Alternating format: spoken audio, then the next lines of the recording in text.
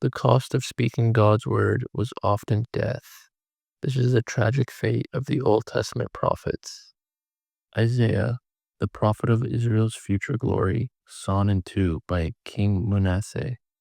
Jeremiah, the weeping prophet who warned Jerusalem of its destruction, was finally stoned to death in Egypt.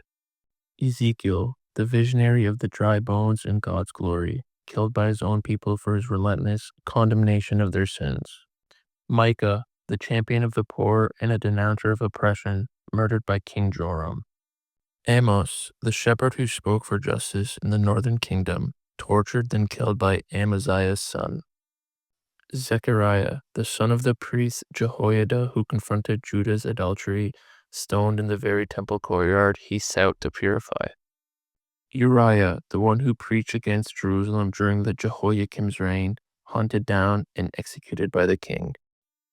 Hosea, the prophet whose life mirrored God's persistent love for an unfaithful Israel, died in peace. Joel, the voice of warning describing the coming day of the Lord, struck with a staff and died 2 days later.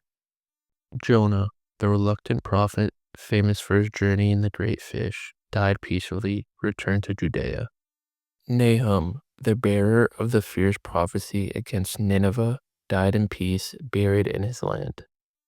Habakkuk, the philosopher prophet who questioned God's timing and justice, stoned by the Jews in Jerusalem. Elijah, the Tishbite who called down fire from heaven and confronted Baal, taken up by a fiery chariot. Enoch, the ancient patriarch who walked closely with his creator, walked with God, then vanished.